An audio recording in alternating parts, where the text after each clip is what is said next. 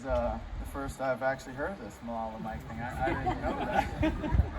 Well, I am peg leg Mike, as everybody else knows.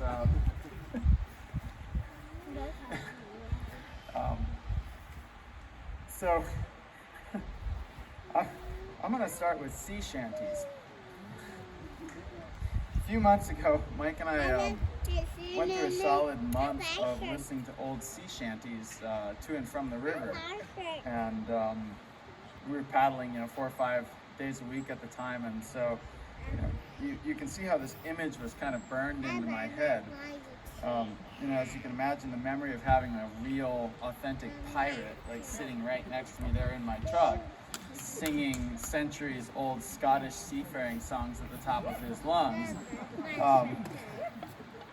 It's one of a million little gifts that only Mike could give, and one of those little smile and laughs in a time when we're kind of short on both.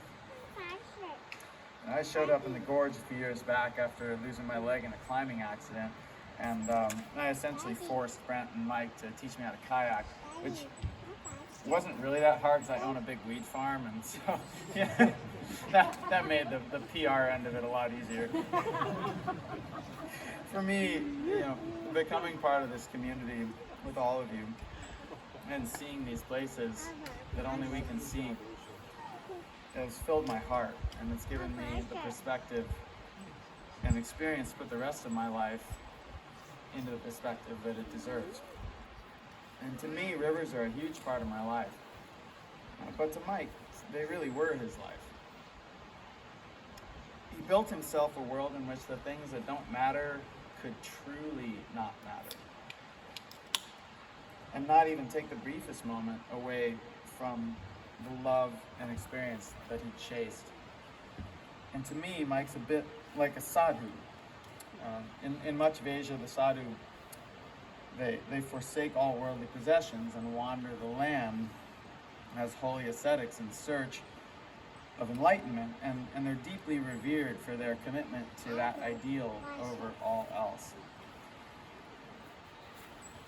For those of you who love Mike but don't know this world of rivers that well, it might be hard to fully understand the life he built for himself here in this strange little corner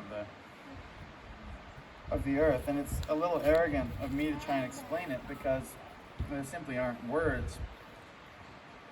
But I hope I can give a glimpse, if ever so brief, of what this means to all of us and really what I think it meant to Mike.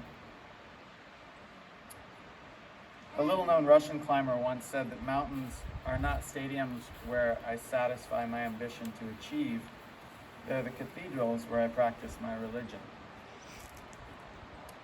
And one look at the little white in spring as that sun cuts through the new maple leaves to set 1,000 tiny fires across the surface of the water makes it hard not to believe that there isn't some hand in it all, and perhaps a purpose that we don't understand.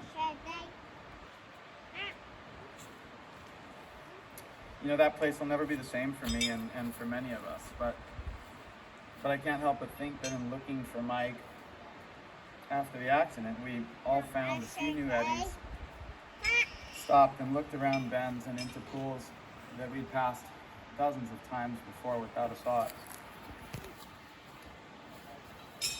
He would have loved that. The whole generation of kayakers learning new little bits of that river and experiencing the place more slowly and in greater detail and with deeper appreciation. We haven't found him and maybe never will, but I think maybe he'd have liked it that way too. My will says that my ashes are to be scattered there.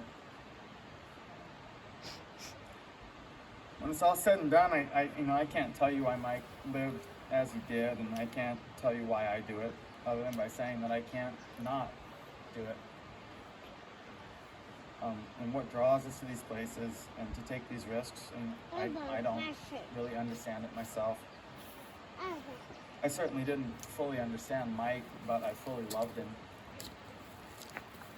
And the one thing I do know without a shadow of a doubt is that he died with a full heart, because he lived with a full heart every day. And I'll finish with the most important thing that I learned from Mike, which is to always look up. Anyone who ever paddled with him remembers turning around at the end of some stout rapid and to see Mike bouncing along through the crux, usually backwards. Not looking at this heinous and terrifying hole right in front of him, but rather kind of lackadaisically gazing up at the trees and the clouds.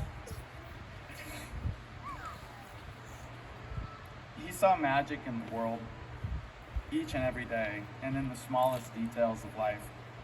And I want to be like that. And I will try to be like that. And I promise to always take a minute to look up. Thanks, Mike.